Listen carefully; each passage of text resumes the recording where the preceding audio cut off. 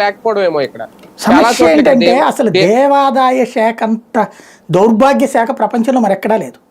అసలు అది పెట్టింది ఎందుకని తెలుగుదేశం టైంలోనే పెట్టారు. ఏమని? అంతకుముందు ప్రైవేట్ ఆలయాలు ఉండేవి. అంటే ఆలయానికి ప్రైవేట్ ఏంటి, ప్రభుత్వం ఏంటి, భక్తులు నిర్వహించుకునేవాళ్ళు ఆలయాల్ని. నిర్వహించుకుంటుంటే అలాగ కమిటీలుగా ఉండి దానికి దానం చేసినటువంటి ఆస్తులు వీటిట్లో కొన్ని అన్యాక్రాంతం అవుతున్నాయి. ఇప్పుడు చెప్పినట్టు కబ్జాలు అవుతున్నాయి, లేదా డబ్బులు ఇవ్వట్లేదు, అట్లా దాంట్లో అద్దెలకు ఉంటున్న వాళ్ళు. అట్లాగే దేవుళ్ళకి సంబంధించిన ఆ డబ్బులకి జవాబుదారీ ఉండట్లేదు, వాళ్ళు గొడవ పడుతున్నారు. సాధారణంగా కమిటీలు ఉన్నటువంటి సందర్భంలో ఇద్దరి మధ్య తెగ వస్తుంది. మీరు 100 రూపాయలు దానికి ఎందుకు పెట్టారు టేబుల్కి, నేనైతే 80 రూపాయలకి ఇప్పిస్తాను కదా అని ఒకటి గొడవ పెడతాడు. ఎందుకు? ఆధిపత్యం కావాలనుకునేవాడు. అట్లాంటి గొడవలు పెట్టే వాళ్ళ కంప్లైంట్ల ఆధారంగా దేవాదాయ ధర్మాదాయ చట్టం తెచ్చారు.